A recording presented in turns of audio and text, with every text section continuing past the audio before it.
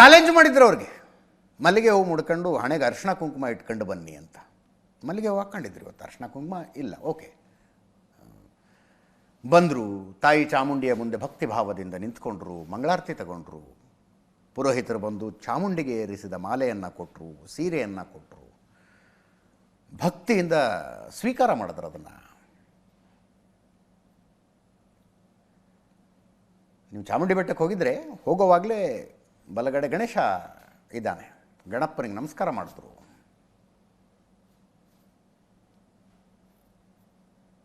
ಇಷ್ಟಾದ ಮೇಲೆ ನೀವು ವಿಷಾದ ವ್ಯಕ್ತಪಡಿಸುತ್ತೀರಾ, ಕ್ಷಮೆ ಕೋರುತ್ತೀರಾ, ಅದು ಅತಿರೇಕ ಆಗುತ್ತೆ. ಹಂಗೆ ಮಾಡಿದ್ರೆ ಅತಿರೇಕ ಮಾಡಬಾರ್ದು ಯಾರೂ ಕೂಡ.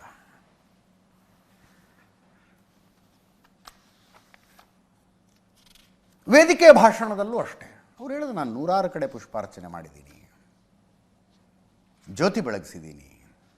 ಒಂದು ಕವಿತೆ ಓದಿದ್ರು, ಆ ಕವಿತೆಯಲ್ಲೂ ತಳಮಳ ಇತ್ತು. ಅಂದರೆ ಮುಸ್ಲಿಂ ಹೆಣ್ಣು ಮಕ್ಕಳಿಗೆ ಅವರ ಸಂಪ್ರದಾಯ ಏನು ಅಂದರೆ ಬಾಗಿನ ಕೊಟ್ಟು ಬಿಡ್ತಾರಲ್ಲ, ಆ ಬಾಗಿನವನ್ನು ನಾನು ಕೃತಜ್ಞತೆಯಿಂದ ಸ್ವೀಕರಿಸ್ತೀನಿ, ಹೆಮ್ಮೆಯಿಂದ ಸ್ವೀಕರಿಸ್ತೀನಿ. ಬಟ್ ಮನೆಗೆ ತಗೊಂಡು ಹೋಗುವಾಗ ಮನೇಲಿ ಏನು ಕೇಳ್ತಾರೆ ಅನ್ನೋ ತಳಮಳ ಆಗತ್ತೆ ಅಂತ ಅದನ್ನು ತಮ್ಮ ಕವಿತೆಯಲ್ಲೂ ಹೇಳಿದ್ರು. ಕೇಳಿಸ್ಕೊಳ್ಳಿ ಭಾಷಣ ಹೆಂಗಿತ್ತು ಅಂತ.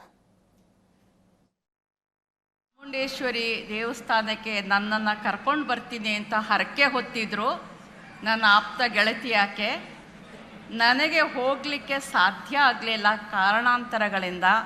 ಆದರೆ ಈ ಒಂದು ವಿಶಿಷ್ಟ ಸನ್ನಿವೇಶದಲ್ಲಿ ನನ್ನನ್ನು ಕರ್ನಾಟಕದ ಸರ್ಕಾರದ ಮೂಲಕ ಆಹ್ವಾನ ಮಾಡಿ ತಾಯಿ ಚಾಮುಂಡಿ ಕರೆಸ್ಕೊಳ್ತಾ ಇದ್ದಾಳೆ ಅಂತ ಹೇಳಿದೆ. ಏರು ಪೇರುಗಳು ಬೇಕಾದಷ್ಟು ಎಲ್ಲ ರೀತಿಯ ಒಂದು ಚಾರಿತ್ರಿಕ ಸನ್ನಿವೇಶಗಳು ಉತ್ಪನ್ನ ಆದರೂ ಕೂಡ ತಾಯಿ ಚಾಮುಂಡಿ ನನ್ನನ್ನು ಕರ್ಸ್ಕೊಂಡಿದ್ದಾಳೆ. ನಾನು ಈಗ ತಾನೇ ಆಕೆಯ ಸನ್ನಿಧಿಯಿಂದ ನಿಮ್ಮೆಲ್ಲರ ಎದುರಿಗೆ ಬಂದು ನಿಂತಿದ್ದೀನಿ. ಸಂಸ್ಕೃತಿ ಎಂದರೆ ಬೇರೆ ಬೇರೆ ಧ್ವನಿಗಳ ಸಂಗಮ, ವಿಭಿನ್ನತೆಯಲ್ಲೇ ಏಕತೆಯ ಸುಗಂಧ. ದಸರಾ ನಮ್ಮ ಸಮಗ್ರ ಸಂಸ್ಕೃತಿಯ ಪ್ರತೀಕ.